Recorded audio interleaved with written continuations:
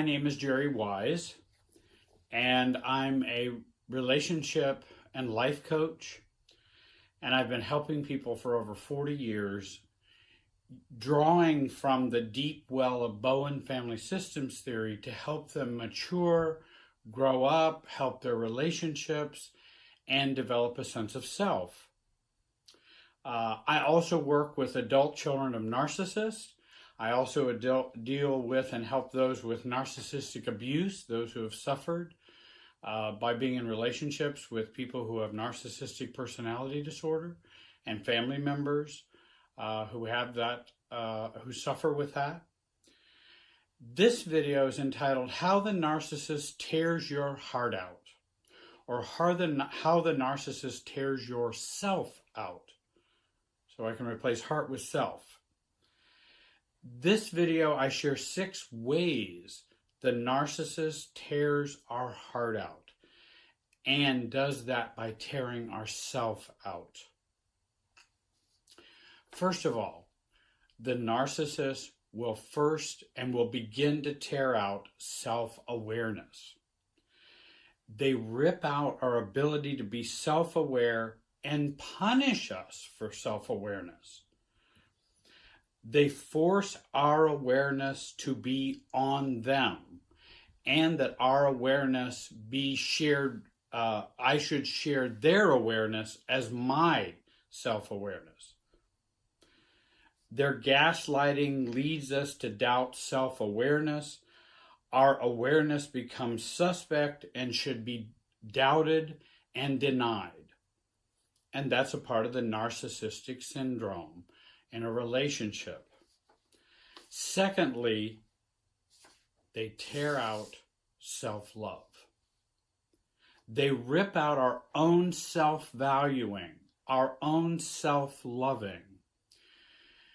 We then believe we are nothing and nobody, and we are pawns in their game of chess, and that we don't matter, actually, to anyone. They will punish us for self-empathy. If you actually start to feel bad for yourself, you will be punished, rejected, criticized, ridiculed, just for having self-empathy. And you'll be seen as weak or selfish. All the empathy in the relationship should go to them and not to us. In a narcissistic relationship, there's no room for self-love and self-caring. This is considered, as I said, selfish, non-loving, stupid. They believe all we need should come from them. And we'll talk more about all the way we need to look at the world comes from them as well. Thirdly, they rip out our heart, the heart of our self-image. They tear out our positive self-image, what little we may have come into the relationship with, or what little we have gathered throughout our lives. They will want to rip out the rest of it. They reinforce devaluing ourselves and reinforce our worthlessness and how we see ourselves as worthless. And so our self-image is ripped out. Any moral compass or self-values we had are destroyed, argued with, and denounced. And actually, it's just like an addict. And if we are into addiction, values, moral compass are one of the first things to go in an addicted relationship. And we used to teach that in the addiction treatment center that I worked in for a number of years. Your values go first. The narcissist rips out my self-image. Who I am, what I value does not exist. And when they discard us, we are left with a shell, numb, empty, and drained. Fourthly, they rip out our self in relationship to others. They rip out our heart, in relationship to others. They tear our heart and self out by requiring us to join their super self in a relationship. And I don't mean, boy, that's a good super self. I mean a super self that subsumes all. It encompasses all. Much like family of origin, for example, an infant and a mother have a super self. It's basically the mother's.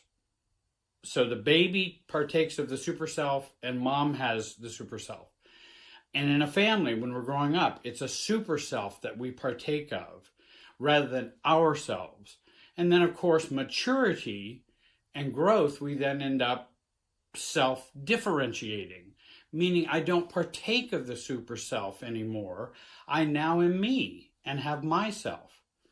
Well, in a narcissistic relationship, that super self is what you are supposed to be partaking of. You are only you in this super self of a relationship that we have. I get lost in the super self that I share in now. It's not shared life. It is a shared super self that I now operate in. And again, just like it can be our family of origin. And many adults today continue to be connected to the super self of the family. When you play out all the roles of the family, when you go back at Christmas time or Thanksgiving or holiday time and you become that child again, you're partaking of the super self of the family rather than being your mature, adult, self-differentiated self. Well, a narcissist doesn't want you to have that self-differentiated self. We become enmeshed due to the trauma bonds and pain and fear of abandonment, which is also what happens with dysfunctional families. So it happens with narcissists as well. That we stay connected to that super self, we stay self in relationship to them, and they are the capital them, out of fear of abandonment, fear of rejection, trauma. We have one self functioning as a relationship dyad. In other words, two people, but one self, and that's the super self. Maybe that explains it a little bit more clearly. Two people sharing one self, but that self is the narcissist. Just like in dysfunctional families, that self is the families and what they want you to do, how they want you to live, how they want you to act and believe. Fifthly, the narcissist tears our heart out by tearing out our self-connectedness with others. And again, since we share the one super self, we're not going to be connecting with others. And this is where this point comes in, where the narcissist doesn't want you to connect with others. Others become a threat to the narcissist. They are jealous. They fear sharing influence with others, with family, with kids, longtime friends, pastors, church members, co-workers. Anybody that's outside this super self is suspect. So you need to stay inside the super self and don't trust anybody out there.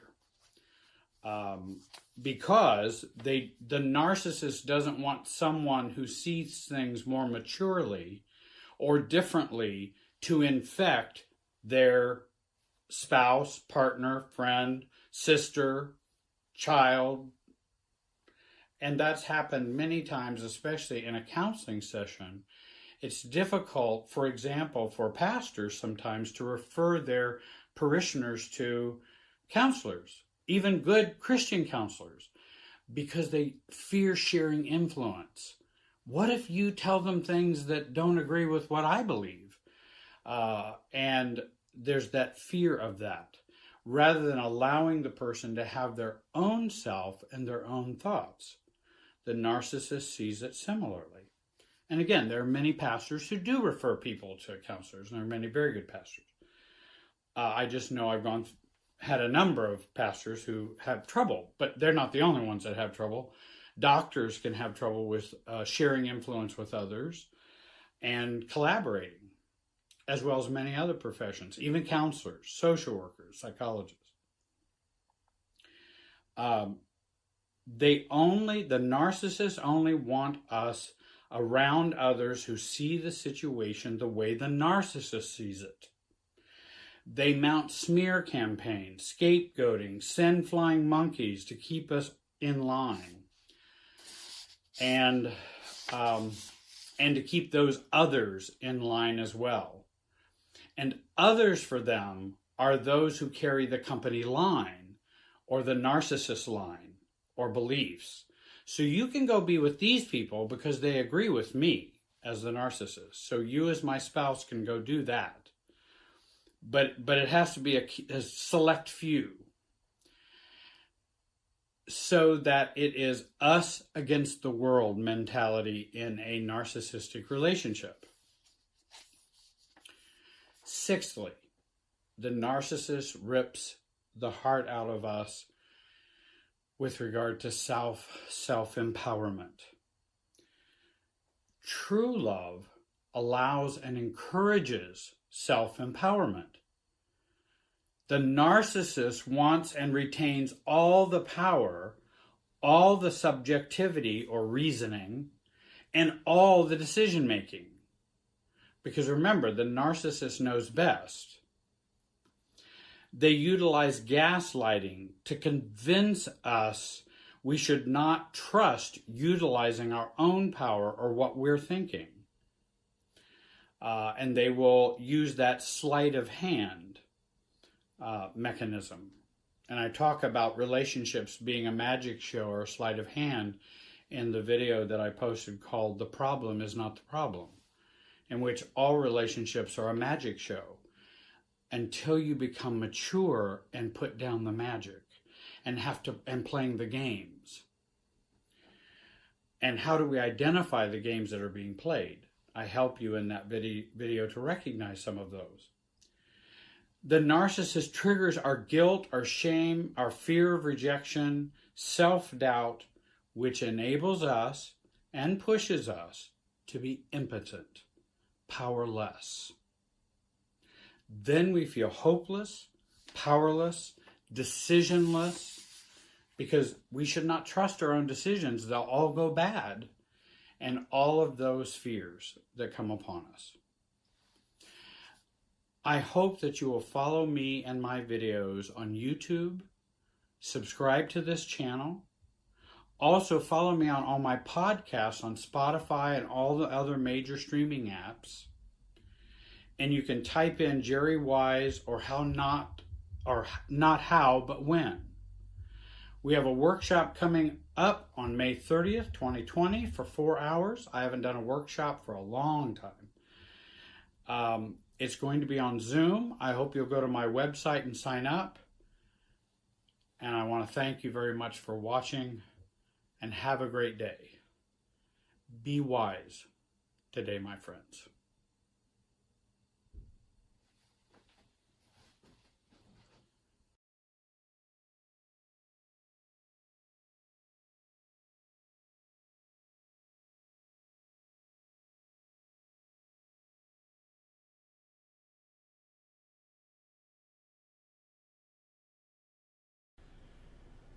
Hi everyone, my name is Jerry Wise.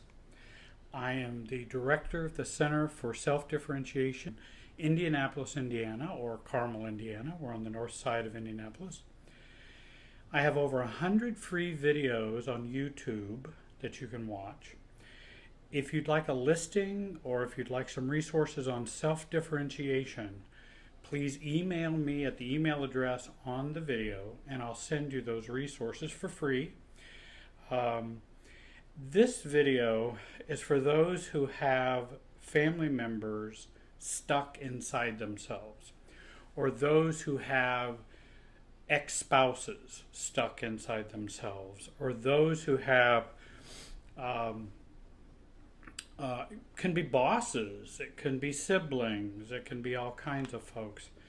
For those who have had affairs and still have residual or leftover feelings for their ex-affair partner. That's another area I find is really a place of struggle for clients that I work with. And for those adults who cannot get parents out of their emotional field, and you can watch some of my other videos for me and me describing that emotional field and what that is, and we're stuck in that emotional field and still feel guilty, shame, or pain when interacting with our parents or siblings, family of origin.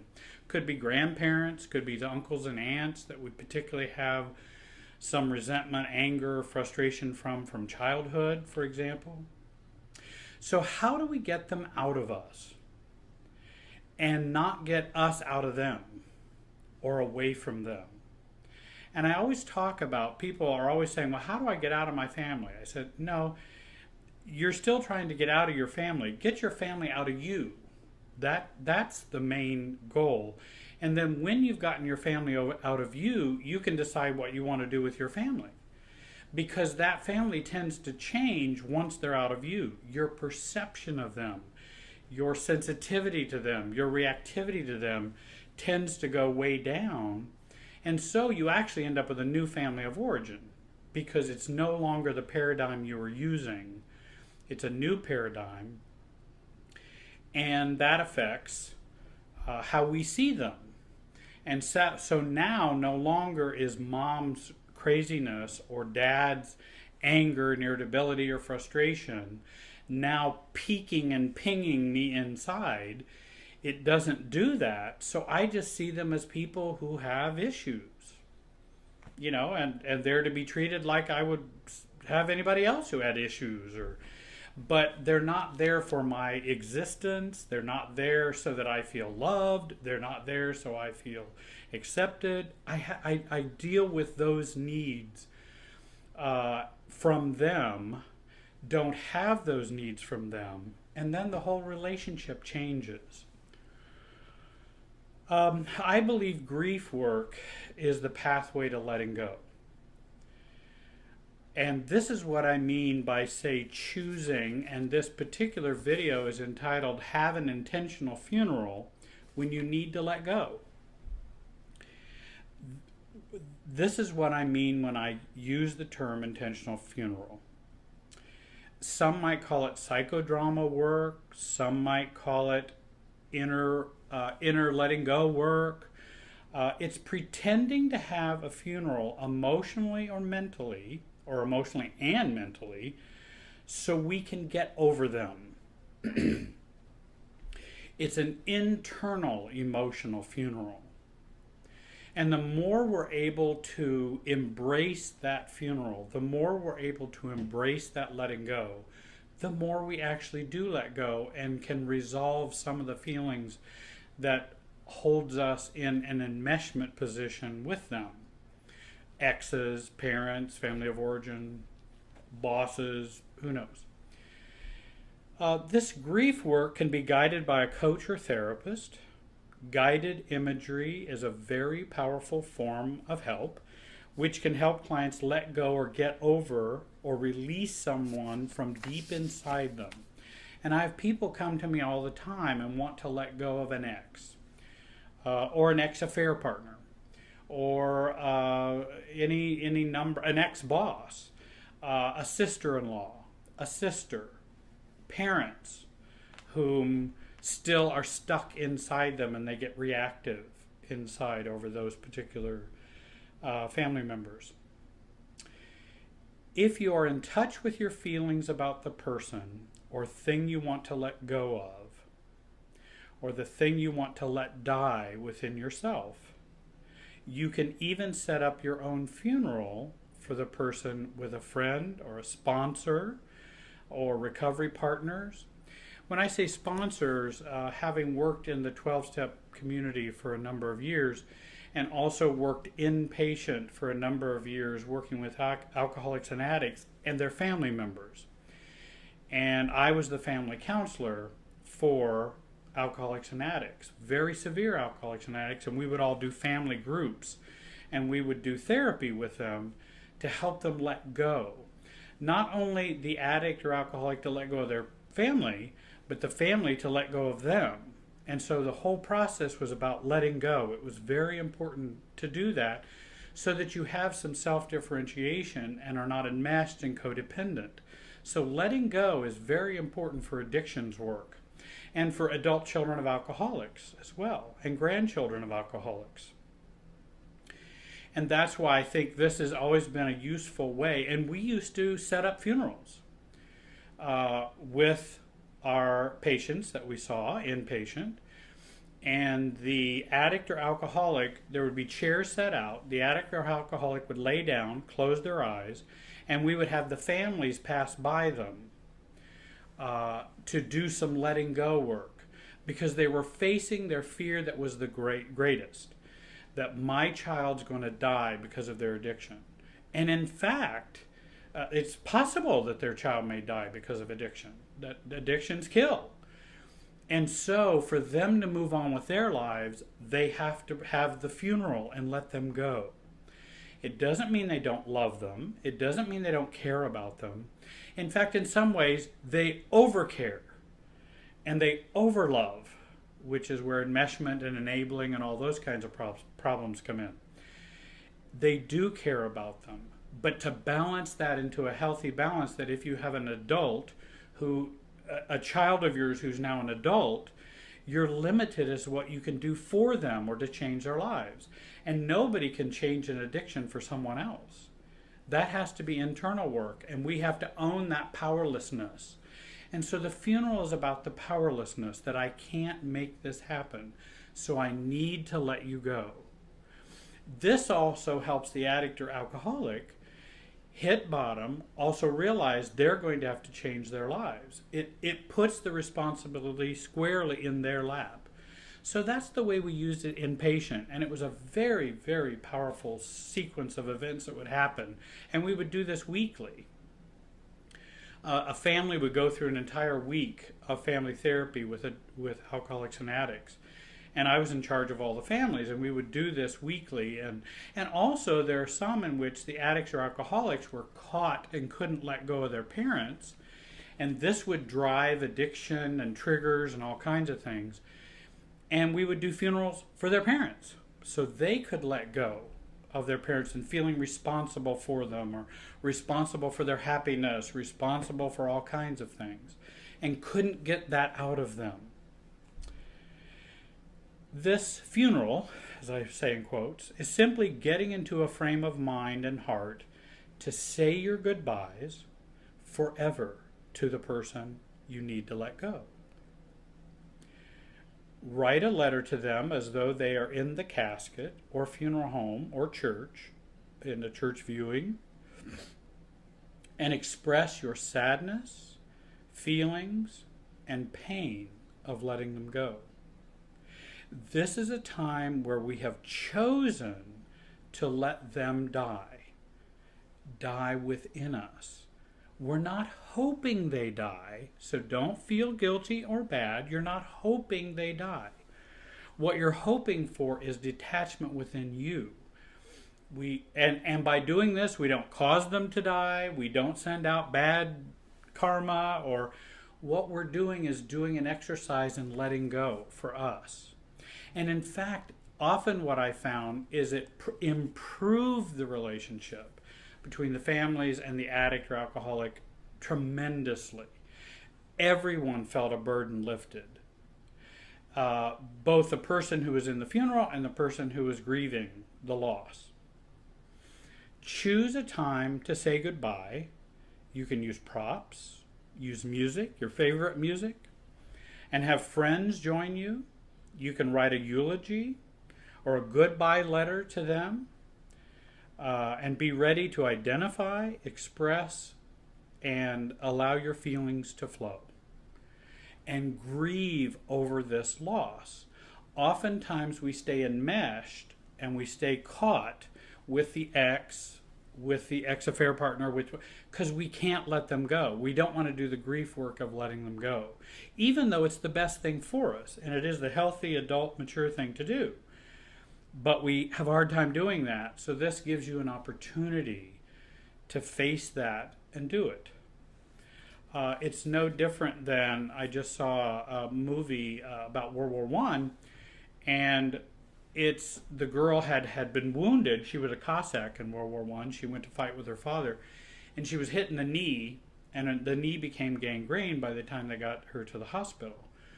So the question becomes, does she face the amputation or does she not? Because she's not wanting to lose her legs. She's a horsewoman. She doesn't want to, she wants to have her legs.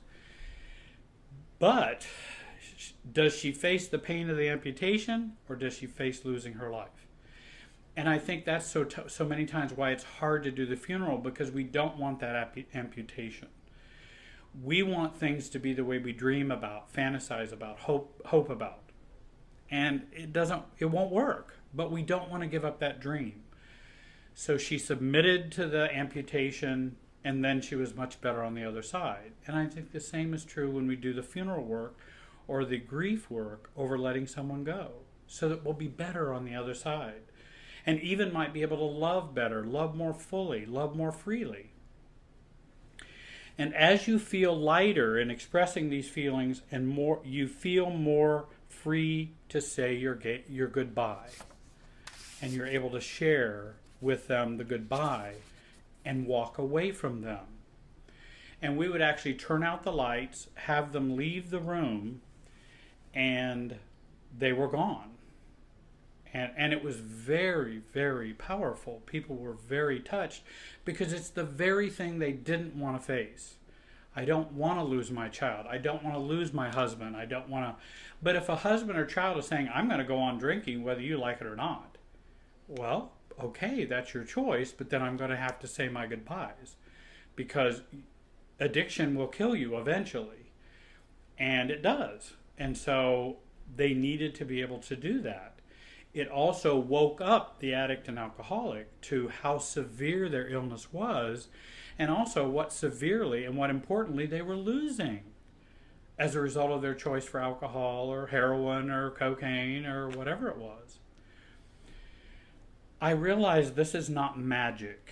It is a technique. I understand that. But it can be a powerful technique in grief work if done sincerely and with the belief that you choose to say goodbye and to let go, and you have prepared yourself to face life without that person in your life the way you wanted them to be, or to be able to live without the drama that this person has brought to you and you've created in your life, then you're ready. Because we have to be willing to grieve letting go of the drama. Maybe this person was just all drama in your life, and it's hard for you to live without drama because you're an ACOA. Maybe this person, you always had a fantasy. We were always just going to have this wonderful relationship. Just like an ex-affair partner. Oh, it was going to be wonderful. We were so happy. We were soulmates. We always understood each other. We had sex. It was fabulous, etc., etc. But it's a dream. It's a fantasy. It's not reality. It seems very real. And so when I say goodbye to this ex-affair partner, I'm saying I'm willing to live my life without you. And that's very sobering, and it's very painful because we want to hold on to that dream. She met all of my needs. He met all of my needs. We just had no... Well, when you only have to live with part of their life, not their whole life, you can meet a lot of their needs. You know, the wife who's at home or the husband who's at home is taking care of the kids, paying the bills while you're out having an affair. So, of course, your life is lighter in this affair fantasy relationship. Often I work with folks for a number of sessions to prepare them to explore getting ready for them to have a funeral. Because it might take some work to look at what are the downsides of me letting them go? What are the downsides of me having this funeral? And if you view some of my other videos, you'll see what I mean by the downside of certain behaviors. If I let go of them, what's the downside? Because inside we're saying, oh, if I let go of them, then life will just be great. No, that's not why you're still connected. You're still connected because what you think is going to happen is worse than or more important to you than letting go of them. Often we hang on to people, places, and things because people are not wanting to let go of the fantasy or the dream. We don't want this to die. For example, that one day our parents will be meeting our needs, very empathetic and understanding, or an ex-spouse who will not blame us for everything that went wrong in the marriage. You know, we dream about, oh, I really think they, if they would just not blame me for everything. So I'm holding out for that, and that's why I can't let them go. Well, they may change, but you can't wait on them to change. You must change you first.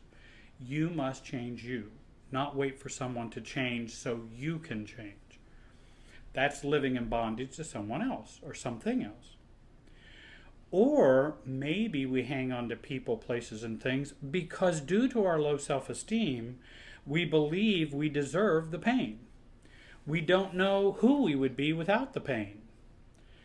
When we have had this pain and stuckness, say with our parents for 35 years or more, who would I be without that pain? If I let go of my mom and dad, and they've always brought me pain for 40 years, who would I be? The result is something that you can explore with your coach, your therapist. We keep resuscitating a dying, dead, or toxic relationship, hoping it will change or they will change. So we always have these relationships that we can't let go of in the ICU and are always trying to shock them back to health when it's terminal. And for adults, it needs to be terminal because we don't need that anymore. We don't need to have our parents' approval. You don't even need to have your parents' love. It's nice. I think it's a great thing, and I hope families will do that, but it's not required for you to be a healthy adult. It is not required. If you're an adult. Now, if you're a kid, that's something different. That's a little more, we need that consistency, love, dependence. That's a healthy place for that as we're growing up, but not as adults. So we keep resuscitating this dying, dead, or toxic relationship.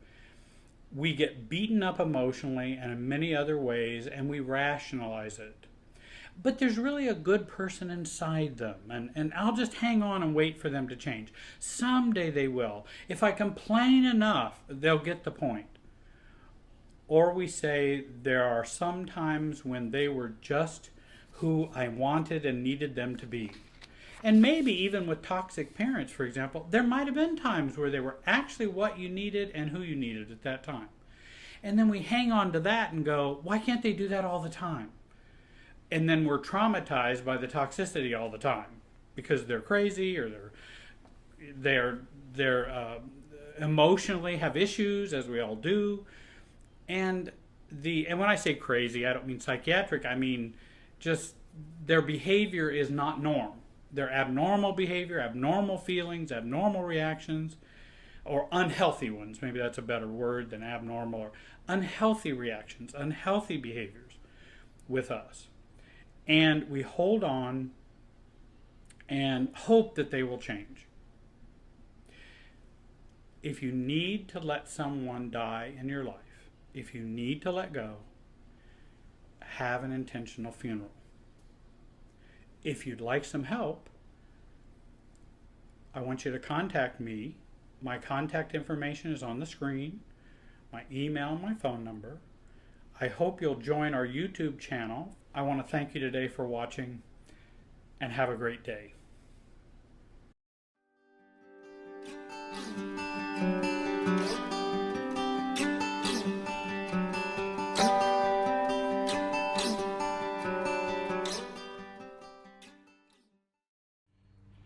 Hi, my name is Jerry Wise, and I'm a relationship expert and the director of the Center for Self-Differentiation in Carmel, Indiana, on the north side of Indianapolis. And this video is entitled, breaking the family trance. All of us grow up in families in which we are, so to speak, hypnotically induced into a hypnotic state in which we come to accept the paradigm of our families as the norm, and those are paradigms that we adopt. For some families, those paradigms are not as toxic. For other families, those paradigms and that trance that we are placed in that started at childhood continue on into adulthood and are quite toxic and quite unhealthy. Let me read a quote to you that I found, which I really enjoy. Family trance is a word used by family systems therapists and family systems theorists, and this one is a good one. It says, the deepest trance you'll ever be in is in your family trance, says Jane Parsons Fine. When you think you're changed, whether thanks to therapy, support groups, workshops, or simply increased self-knowledge, just go home for the Thanksgiving and Christmas holidays and experience those old emotional buttons. And I see a whole herd of planes going by that are all kind of antique. I apologize. When you think you're changed, whether thanks to therapy, support groups, workshop, or simply increase in knowledge, just go home for the Thanksgiving and Christmas holidays and experience those old emotional buttons being pressed by family members. You are back in trance, which started the moment you were born. And I really think there's a lot of truth to that, and that's an experience that people have. And and a lot of folks experience that trance. I also realize that when I work with folks, I find that when they begin to break that trance, they really begin to see the world differently. They begin to see themselves differently. Smells are different. Visions are different. They see their family different. They see their own lives differently. It really is an awakening when you break that family trance, because that trance goes with you wherever you go. It's not something we notice because it's trance-like, and it's not something we are as aware of. But once it's broken, you really do see how, wow, I was really in a trance with my family of origin. And I think even hypnosis is considered nothing but the manifestation of an emotional state of increased intensity. And I think that state of increased intensity is a part of what happens when we're born and go on through our childhood. For those who have toxic or dysfunctional families, that intensity is really intense and toxic and remains for a long time. By the way, that was the famous Ivan Pavlov who said that quote about hypnosis, as in Pavlov's dog and what he revealed concerning behaviorism. I think kids are highly suggestible. If we're going to use a hypnotic theme, kids are very highly suggestible because they are so dependent upon family members and parents.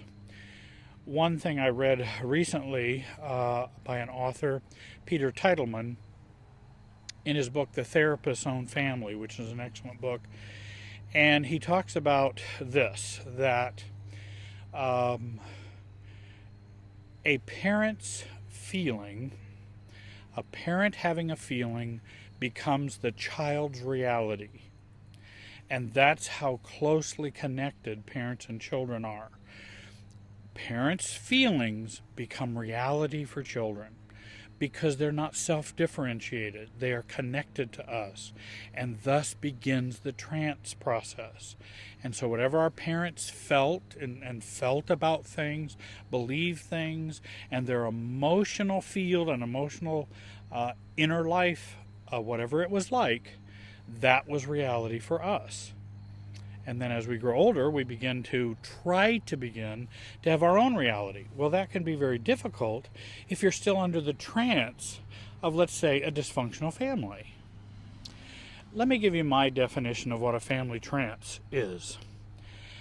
It is the emotional paradigm or emotional and mental givens we learn and absorb emotionally when growing up in our own family of origin. We took in all of that emotional reality from our mother and father, from our siblings, from our family of origin. We take that in and absorb it. It becomes our reality. It becomes our norm. These givens are the glasses through which we see the world, especially relationships and self-awareness and self-image. It is through those awarenesses, through that paradigm. The family trance includes things for dysfunctional families. Certainly there are healthier trances if you grow up where there was support, self-differentiation, unconditional love, lots of nurturing. There was not a lot of emotional disturbance on the part of the parents and siblings. Then we have a different paradigm that we grow up with. For a dysfunctional paradigm, we grow up with often secrets. Secrets are very, very damaging in families. Family rules, the way you're to do things, the way you're to be, the way you're to think. Family expectations, family roles. Obsessiveness is a part of that trance. And when I think about obsessiveness, that's where we have an enmeshment problem in the family, in which mom and dad are over obsessive about the kids, or the kids are over obsessive about mom and dad, worrying about what do they think, what's going on inside them, how do they feel, what's happening. And when you do a lot of that obsession, that's a part of the family trance paradigm, that we're supposed to do that. Worry states, I think, are a part of that family trance. Are we to worry? We are to worry. How we're to worry. Fear states, guilt states, those are all a part of that family trance. The knowledge of what is normal or not normal is a part of that trance. Trauma can be a part of that trance. Emotional patterns in relationship becomes a part of that trance. The meaning of love, intimacy, success, and happiness are a part of that trance. How do you feel about love, money, sex? All of those things are a part of that paradigm that we inherit from our family of origin. And there are probably other parts of that paradigm, that trance, but I wanted to at least give you some examples of what's a part of that trance-like state. And again, these are not things that I have come to believe for myself. These are things I have absorbed, and these are things I have accepted as givens from my family of origin. And that also is not self-differentiation. Self-differentiation is when I come to accept those things as truly being normative, or I choose that. Then it becomes mine. And that's self-differentiation. Believe it or not, some of those things may parallel or be very similar with my family of origin. But until I choose them, then they are part of the trance and what's supposed to be accepted as norm. While it's possible to break your family trance, I don't believe it's an easy thing to do alone, because we're like fish swimming in a tank of water and we don't observe or see the water. The water is a given. We don't see the water. Fish don't see the water. That's just what they're in. And so it's not easy to see your water that you're in. If we get help from others, that can help us see the water that we're in. And then we begin to separate ourselves out from the water. We may decide we want a different tank, a different type of water, a different color water. I work with individuals, couples, and families every day to break the trance of those with a dysfunctional family background. I work very hard at that. I help folks to unpack that and to find a new paradigm and break the family trance, which also keeps people stuck, keeps people repeating patterns over and over again that end up in hurt or failure, finding wrong partners, uh, repeating addictions that a parent's had, all kinds of problems that come from that family trance. So, how does someone break the family trance? Number one, we need knowledge, support, and input from outside the system. Again, it's hard to see the system if you're working within it. You need help to see outside. You need to borrow other people's objectivity. And I think that's what's been helpful in group, in therapy, reading books, coaching, support groups, whether ACOA or CODA or whatever. It helps people to reframe and to change how they see that family trance and how they see their family, so they don't continue on seeing it the way they've always seen it and keep running into the wall and getting stuck. So we need help to see our givens. We need help to see those givens so that we can decide what we want our givens to be. Let me give you an example of a given.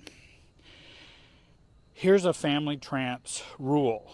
If I stand up for myself, then I'm hurting those in my family. That's believed by everybody in my family. Nobody stands up for themselves because that's perceived as either being selfish, self-centered, and it only hurts other people, and it doesn't continue the enmeshment that we are supposed to have. So there's a lot of resistance to that because that's the paradigm. That is a given in many families. Another given could be, I'm not worth having a relationship with. Another given can be, when someone is unhappy, it is my job to help them or to help them resolve it. Those are some givens that we may have learned from our family of origin. So we first must begin to see that we have givens, and what are they? Number two, we need to unpack those family rules, unpack the family trends, and unpack what we have come to believe, accept, and absorb within ourselves. For example, I remember a long time ago talking to someone, and he said, when my wife, who is controlling, expects me to read this book to improve our marriage, am I wrong to refuse? Now, it depends on what your paradigm is. What's your trance that you're in? His trance told him it was wrong to refuse that because she would be mad, but he would have to de-self to read the book just to make her happy, and my job is to make her happy, and that's my paradigm, that's my trance that I live in, and so she won't be happy, so that she won't be mad, I will read the book. But I don't want to, and then I end up having resentment towards her for doing it. So now I'm caught in the trance of having to do it and being stuck in the resentment and the lack of self-differentiation. So the family rule is, when someone asks you to do something out of their anxiety and get mad if you don't do it, then the rule is you do it. And that's a part of the family trance. And that's what's considered normal, and that's what he felt was normal. Now, it will temporarily ease the situation or ease the anxiety. The difficulty is it doesn't really fix the wife's anxiety, the wife's enmeshment and over-controllingness, and it doesn't fix the husband becoming more self-differentiated so he could actually be more affectionate, be more intimate, and share himself more with her. So it undermines all those things while making sure we accomplish this rule and accomplish this paradigm. So what we do in learning to undo those family trances is we unpack those rules, and we go back and take a look at the family and unpack those things. It's actually quite freeing, it's quite illuminating, and it gives you a lay of the land, it gives you a map, and now you can make choices of maybe what you'd like to do. Oh, well, if that's the case, then maybe I'd like to change that given in my life. Okay, I think I could do that. Now, that may not be easy, because, for example, in this situation, it may not make the wife happy. But the problem is, it's kind of a, if I can say, zero-sum game, that either she's going to be happy or you're going to be happy. That's not a good marriage when only one person ends up being happy. That's a problem, and that will cause problems in the marriage in the long run. Number 3, learn and begin to internalize new rules and standards of what is normal for us. For example, in this instance, I can say no to my wife about the book, then expect to feel guilt, because that's my norm, that's my normal trance.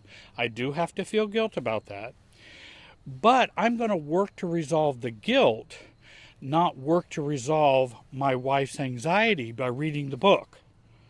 So I'm going to come at it from a different way, and I'm going to learn to feel less guilt and to be myself with my wife, rather than do the old paradigm and the old trance. When someone asks you to do something out of their anxiety, remember it is their anxiety, and get mad if you don't do it. Remember, they are choosing to get mad, and use getting mad because it works with you. I give myself freedom to not comply and give them the freedom to feel their anxiety and their madness if they wish, knowing I'm not the cause, nor am I to blame for them being mad. And that's a new paradigm and a new frame and a new understanding. And it breaks down the old family of origin trance, which says we must do it the other way. Number 4, claiming and determining what is going to be normal for me, which may or may not coincide with the family trance. Some things might, but some things might not. For example, the family has a secret. Dad is an alcoholic. Now, he functions, he's the vice president of a company, he still drinks too much and drinks too often, has problems with that, but he still functions, pays the bills, etc. But we don't talk about that in our family. That's not discussed, it's not to be talked about. The mom and siblings, let's say me, the mom and my siblings are still in denial. To label him an alcoholic is demeaning and mean in their opinion, and they don't believe he is, because that would be too horrible to think their dad is actually an alcoholic. But my new paradigm tells me he clearly is. I've gotten some outside help to look at my water in the tank, and the water in the tank's not very clear. Dad really is an alcoholic, and I never knew. Now I've come to see he has all the traits of alcoholism, and that I clearly see he has all the symptoms, and I can understand better why we have some of the problems that we have. While it is not my job to diagnose Dad, I will now live my life that, in my opinion, he is an alcoholic, and I will live accordingly to that. So when Mom comes to the family dinner alone, says Dad doesn't feel well, Mom covers for his excessive drinking. He was drinking too much and can't come to the dinner because he's not feeling well. And not feeling well is always the code for Dad is drinking too much. The child, or me, I can say, well, Mom, I hope Dad gets help for his not feeling well. Typically, Mom, Dad drinks too much and then can't participate in family events. I love him, but he needs to get some help. That's my opinion. Someday, maybe he will do so. Mom says, don't talk about your father that way. You know he's not an alcoholic. I would respond, Mom, I've decided not to stay silent about Dad's drinking. It has been a problem and a secret for years. I'm not criticizing Dad. He is ill. I'm not going to play the game that he's not drinking, because we all know he is, and I'm just not going to play that game anymore. I still love him, I still care about him, but that's not a game I choose to play. A new paradigm has been established. I've stepped outside the family trance. Of course, Mom wants you back in the fold, and she wants you back in the family trance, and of course that's to be expected, and we understand that, and we plan for that. That's why we work on role-playing and lots of things to support folks in doing those new behaviors. But Mom would like you back in the fold and under the trance and under the spell again. Only you can decide, I'm not going to be under the spell again and don't wish to. Fifthly, I think role-playing is a helpful learning tool for breaking the trance. I offer clients my objectivity to see outside the trance and to see outside the family. I do many role plays with clients, many scenarios. They play different family members, and I play the new paradigm to them. And I play them as though they have a new paradigm. Often they're not even aware they can even think that way. And that's what I think a therapist, a coach, a sponsor, someone in a support group can be of help to you to see outside your trance and to see outside the family walls of what is normal. And that's where we can begin to practice those new beliefs, understandings, because many times when we do role play, they always are stymied and go, I don't know what my family member would say to that, because I've never said that to them. How did you know to say that to them?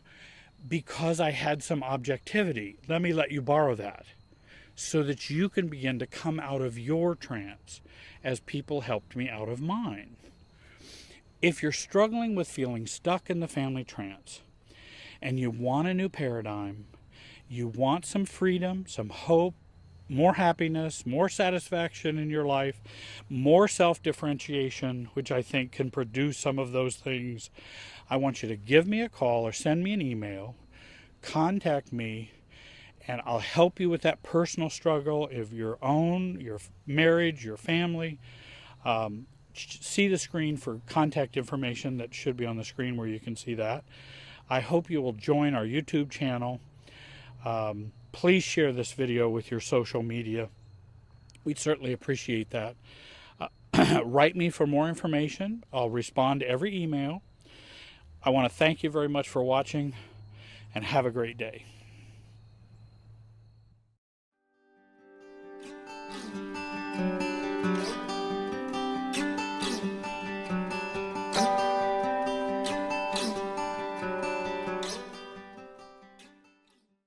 Hello, everyone. We're going to talk about the horrific impacts of childhood neglect on adult relationships. And I think one of the difficulties with neglect is that it's passivity in nature. It's kind of passive. It's not doing something. Many times we're much more aware of abuse and difficulties because of what parents may be doing. Now, I certainly believe neglect is doing something, but it's more of a passive of not doing something. And that's sometimes harder to identify, realize, or even realize maybe I've been impacted by that. And so I want to talk about some ways in which we do experience neglect and some pointers and some resources that I can give you about healing. The bad news is neglect is no fun, and it stretches on into problems into adulthood. The good news is we can recover and we can heal. There are things that we can do. So let me talk about the impact of childhood neglect on adult relationships. Well, if we have been neglected in any number of ways, it shapes and informs how we see the world around us. If we've grown up in families that have been dysfunctional, we end up seeing the world in a very, very unsafe way. We don't feel comfortable in the world because we didn't feel nurturing and comforted when we were growing up and when we needed that comfort or needed that help or attention or nurturance. And so we go, basically, this world is not a very friendly world to be in. And that's kind of our adult orientation. It could be unconscious. Many people even will consciously feel that way. And that can happen as a result of neglect. We may not see the world as very caring. If I didn't get that kind of caring growing up, well, the world just really doesn't care. There aren't people who care out there. And I'm going to question that caring because I grew up believing just nobody's going to be there for me. Nobody's just going to be there. And that might even be suspect or suspicious to us. And then trusting is a very, very high risk for us. Trusting others, trusting the world, trusting life, because I just didn't get that kind of confidence and nurturance growing up. And so why would I feel that way now as an adult? And oftentimes we don't.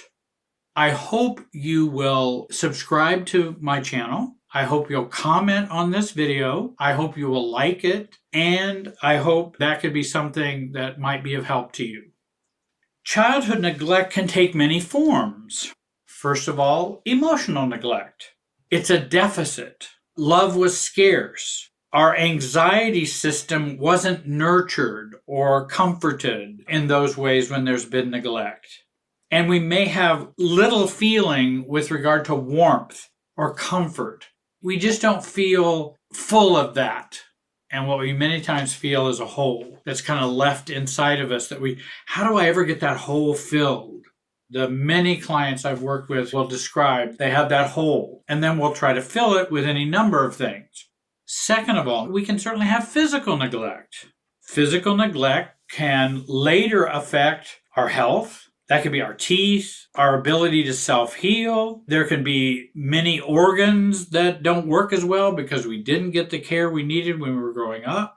I know in my case, I wish I would have been able to have braces. I think that would have been a good thing. And they were very expensive when I was younger, but I think it would have been a good thing to have. And I would probably have better health dental care even now. Our self-care habits may be poor. Many who have been neglected don't want to go to doctors, don't go to psychiatrists, lawyers, accountants, professionals we use for self-care. In addition, we may not see a therapist because you just don't do that. You just don't take care of yourself. That's not what I learned growing up. And that maybe we had ADHD growing up. Maybe we had depression growing up, but it never got noticed. It never got checked out. And then I've known some people that had more serious problems that never got checked out, never got noticed, because parents were just not very attentive to those things. And when we are neglected physically or medically, that can be a problem for us as adults. And those habits can continue. There can be financial neglect. Maybe we lack the appropriate clothing. Maybe we lack appropriate food that other kids had around us. Good shoes, or good shoes for school, or good shoes for sports. Maybe little or no help with a first car. Maybe no help in getting a driver's license. Maybe no help with college. Maybe no help with advanced classes in high school, and those would have been good for you. And maybe we have also been parentified, which is also another neglectful type of dynamic, where not only I'm neglected, but my role is to take care of you as the parents. And I have many, many, many clients who were neglected and parentified. And so we have a double problem of both neglect and parentification. So out of our limited to no resources, we had to help the adults around us. And that can be very harmful for us as kids, and it can show up in adult ways. We know when a child grows up in an environment that's lacking love, support, and stability, it can lead to developmental and emotional problems that can carry over into adulthood. This can affect the ability to form and maintain healthy relationships, leading to issues such as trust, as I've mentioned, intimacy, communication problems, The impact of childhood neglect can also manifest in other areas of life, such as work, social relationships, and it can have a profound impact on a person's overall well-being. Neglect is a serious form of abuse. But again, it's considered kind of the lower stepsister for abuse. It's you didn't get beaten, you didn't experience severe abuse in those kinds of ways, but it can be very damaging to not have your needs met. And I'm not talking about everybody needed a wave runner for the lake, you needed a boat, I'm not even talking about those things. I'm talking about some basic things that we needed growing up. And certainly emotionally, again, I think anybody can be a parent. It takes much more effort to get a driver's license than to become a parent. There's no test drive of being parenting. There's no grading for that. Everybody just can be. Well, many people are not ready to be, and many are not able. There are many that don't even want to be, but because of their circumstances, they do. But that may end up in either abuse or neglect for the kids. Or we have different reasons for having kids. I need to have kids because that's what my church says. I need to have kids because that's what society says. I need to have kids so they can take care of me when I get older.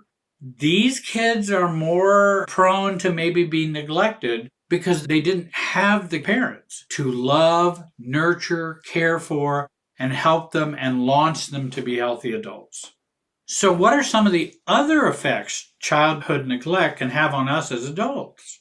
Number one, self-neglect in adulthood and in adult relationships. When we weren't nurtured, when we were neglected as a child, guess what we internalize? Now I'm going to neglect myself. And so I learned to neglect myself. Secondly, when we've grown up with neglect, we end up having a pseudo-self or a no-self.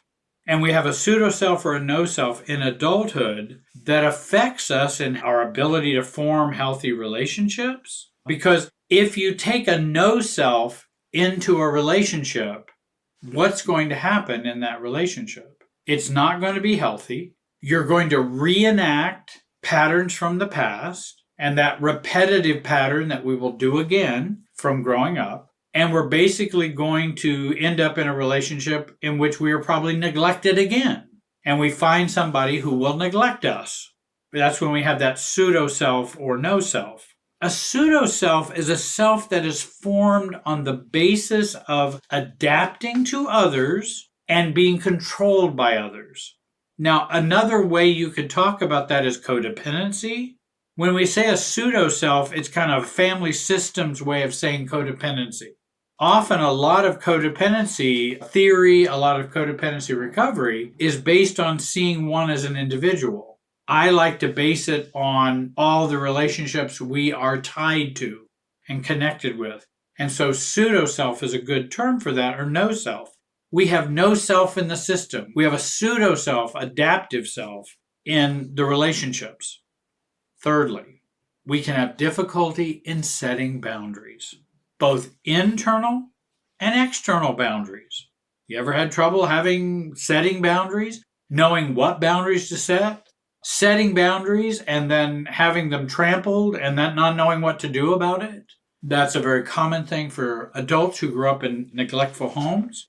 Neglect can impact the development of healthy boundaries, leading to difficulties in setting limits, protecting oneself in relationships, and then also having trouble with internal boundaries and being able to resist things that are coming into me internally.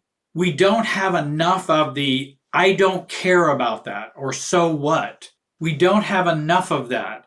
And so we tend to, as Ross Rosenberg talks about, we tend to absorb, not to observe. And if you're absorbing, you don't have strong internal boundaries.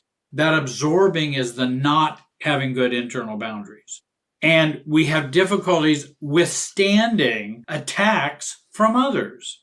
rather than I know who I am and it doesn't matter what you think feeling. That solid self. We don't have that if we grew up in a neglectful family. Number 4, not having healthy strategies to resist resistance from others. Whenever we operate in the world, we're always going to come up against resistance. That's normal. If I'm going to be myself, that often does not fit well in the system in which I've always been this other self. If I want to be myself or a newer self, I'm going to come up to resistance. And if you've been neglected growing up, you may have difficulty with resisting resistance. When we try to be ourselves, others resist us, and we tend to cave in and return to the dysfunctional status quo. Our emotional and mental legs feel like they're made out of jelly, and we don't feel we are standing on something. We don't have that experience. It doesn't feel strong in that way. We may get up enough courage to say, okay, well, I want to tell them how I feel. I want to share this with my friend. I want to tell my mother or father this, or my siblings, and I would like to kind of stand up for myself. But if our legs are made of jelly, then we're not going to be standing up for very long to resist their resistance so that they can have time to absorb our change. Now, they may never accept or absorb our change. That's fine. But we have to be fine with that. And most of us have a hard time with that. Number 5, we tend to have an other focus versus self-focus in thinking and feeling, which is, again, kind of, many people are familiar with codependency. Codependency is an other focus rather than a self-focus. And we're so other focused that self gets neglected again. We then end up neglecting ourselves. Codependents neglect themselves, and they just carry on the internalized neglect that they had growing up as children. We use the filter and lens of seeing everything in an other-focused way versus a self-focused way. Neglect knocks us out of our own consideration, mentally, emotionally, even physically, even like with abuse. So many times someone who grew up in a home in which there was a lot of neglect going on, again, can get into a relationship that's physically abusive. And because I can't take care of myself emotionally, mentally, even physically, and I'll find myself in those kinds of relationships. So again, we want to be self-focused rather than other-focused. But neglect creates this other-focused way of looking at the world. Number 6. We have difficulty in managing emotions and needs.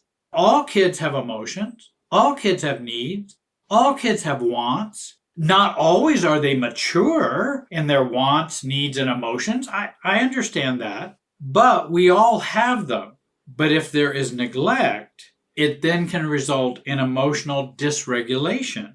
And when we have that neglect, we don't know what to do with our wants, needs. We don't know how to communicate very well. We don't know when to communicate. We don't know what to do after we've communicated. We didn't have that practice and that experience if we were neglected. We need parents who are interacting with us in a caring, nurturing, loving way so that I can begin to practice having needs, having wants. Those will mature as we get older if parents will allow us to have them, allow us to deal with those, and be somebody that we can bounce off of in a healthy way without fear of punishment, shaming, and all of those things that can go on sometimes. So we can have difficulty communicating, expressing our needs and emotions, and this leads to problems in relationships. Then guess who we will find as a partner? Somebody that doesn't have an easy time with our needs, our emotions, and our communication. And we'll find somebody who has difficulties with that. Not understanding our needs, making it challenging to manage emotions and to control our reactions in relationships. And so what I find is if you grew up in a neglectful home, you'll find yourself doing the pendulum life. It's what I call. Here is where I completely give in, and here is where I totally get reactive. It's kind of what I call a victim and Viking pole or swing. And we didn't learn growing up to stay in the 90-degree mark. We were 0 or 180. And so in adult relationships, we do the same thing. And that causes lots of problems, communication difficulties, conflicts, because we're just not kind of solid with us. And if I have jelly legs and I'm not very solid with emotions, my wants, needs, or boundaries, how is this relationship going to operate very well? Probably not so good. And we're going to have heartaches and hurts and losses, those kinds of things. Number 7, if we grew up in a house in which neglect was common, we end up with an allergy to intimacy. This is a phrase that I use in which we want and yearn and crave for intimacy, and we want closeness. We want to be loved and me love someone else and care about them, but we have a strong allergy to it. And so as we begin to get closer, kind of like horseshoe magnets, and if you take those magnets and as you move them closer, what happens? The closer they move towards each other, they will then do what? And many people say, oh, they will clump together like that. No, that's if they're opposite with each other. But if the poles are the same, they'll come close and then turn away from each other. As the closer they get, the force will force them away. And that's how I conceive of that allergy to intimacy. I want that intimacy. I'm coming closer, but boom, I can't. I can't deal with that. I don't feel comfortable with that. It doesn't feel right. Neglect can negatively impact the development of emotional and interpersonal skills, leading to difficulties in forming intimate relationships. I want to find somebody I can be intimate with, but I don't think the world is safe. I don't think it's, I don't trust anybody. And so as I find someone then it starts going like that. Magnets start to move away from each other and we start to feel and have problems. And often when that happens, when people have been married for a while and it goes like that, that's when they come in to see me and go, I don't know what's going on. We're not operating very well. And we can have conflicts about intimacy. We crave it, but I have an allergy to it. And that conflict operates less if we begin to resolve that conflict of craving for intimacy, but can't stand it in deep within us. We are allergic to too much intimacy or closeness, and it can raise too much anxiety for those who are adult children of neglectful families. Number 8, loneliness and a struggle to feel like you belong. Now, why would that be? Well, if I grew up in a home in which I was neglected, does a neglected person feel like they belong? You ever been to a party when you were in high school, junior high, grade school, whatever, and everybody was talking to everybody but not you? You feel lonely and you don't feel like you belong. Well, if we grew up that way in our family, we're just not important. We're just not a focus. And we have that neglect. That can be a real problem for us as adults because we internalize that. And then as adults, we begin to live our lives that way. And if you are entering a relationship, if you're finding a spouse or a mate or starting a family or whatever you're doing, to heal your loneliness or to feel like you belong, oftentimes we'll end up repeating the patterns of our childhood. While relationships are having a companion, somebody who's with you, somebody you may share things with, maybe things in common, maybe love, maybe your bodies, maybe, and you're sharing these things, that's not the same as fixing your loneliness. And it doesn't necessarily fix your belongingness. Those are deeper issues. And often relationships don't fix that. People will say, oh, well, just go find some friends to be with. No, you'll go and find friends to be with, and then you'll still feel lonely and you'll still feel like you don't belong. But you'll have more friends. That's great. but it isn't others that fix that problem. And that's why we want to be self-focused. It's not others that's going to fix that. Just like if you have a fear of abandonment or you have abandonment issues, do getting into relationships fix abandonment issues? Well, if it does, I want you to tell me who that is, and I've got a lot of people I want them to meet. It doesn't fix those internal deep issues. If I feel abandonment and if I fear abandonment, that's my issue to fix. It's not fixed by somebody else.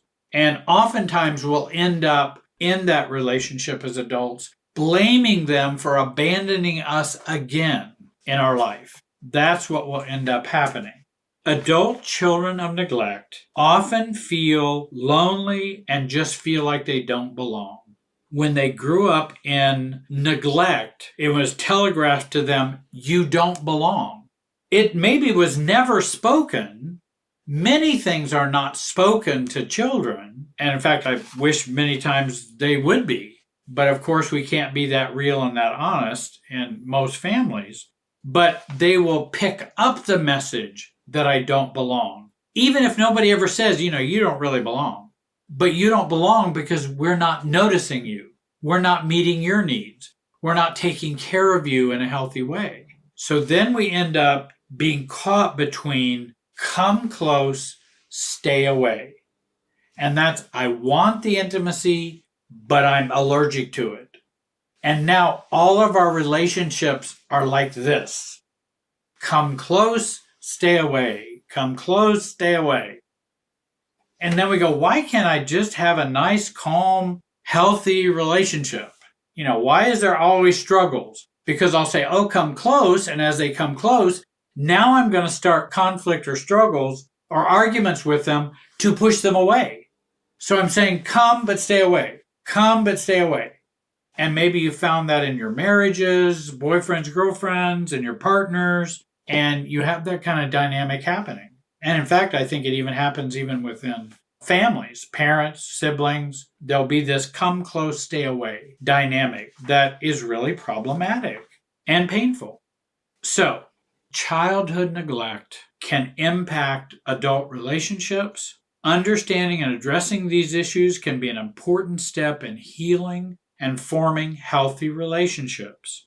What I would suggest in terms of first steps, find a coach, a therapist, a pastoral counselor, someone that you can work with that you trust, who can help you with some of these dynamics. You can join a 12-step support group, Codependent Anonymous. There's adult children of dysfunctional family groups. There's ACOA groups. And often ACOA groups will include other people who have dysfunctional families. You can begin to become more of a student of the effects of neglect. And that can require some learning. And you can do some reading about that. And this video is not a replacement for getting the help you personally need, but I hope it will do some direction for you. Maybe you would understand you're not alone. There are many people who experience this, and it may make some sense as to why you have some of those symptoms. Learn more about the work of self-differentiation and getting your family of origin out of you. I even have a workshop on that. Getting your family of origin out of you. The last word is, since you were neglected, start working on not neglecting you. People say, well, what do I do to heal from growing up with neglect? Work on not neglecting you. Because that's what we tend to do, is repeat and internalize what we had growing up. And now that's how we relate to us. So you can begin to go, oh, well, how are the ways that I've been neglecting myself? Ooh, maybe you could write a list about that. How are the ways that you neglect you time and time again? Working on reducing that list in which you start focusing on you. Now that I've listed some of the effects, let me give you some resources that might be of help to you. The book Running on Empty, Overcome Your Childhood Emotional Neglect by Janice Webb. Another book, Adult Children of Emotionally Immature Parents, How to Heal from Distance, Rejecting, or Self-Involved Parents, because that will also be neglect. by Lindsay Gibson. The book Neglect, the Silent Abuser. And that's kind of what I was talking about before. Neglect is not so technicolor. It's one thing to say, hey, I was beaten with a belt all the time. That's much more technicolor. Very painful, horrific, horrible experience. But it's hard to say, I was neglected growing up as a child. And then many people go, well, so what? And no, it's a very real thing. It's just as real as other abuse. Neglect, the silent abuser. How to recognize and heal from childhood neglect. Enid Gray, Gray. To work more on finding yourself and self-differentiation work, which is what I specialize in. Inner Bonding by Margaret Paul. Growing Yourself Up by Jenny Brown. And Extraordinary Relationships by Roberta Gilbert. I hope that you will continue your work and recovery from neglect. I do want to thank you very much. Please subscribe, like, comment on the video. Begin today to love yourself. I want to thank you for joining me today. Have a great day and be wise.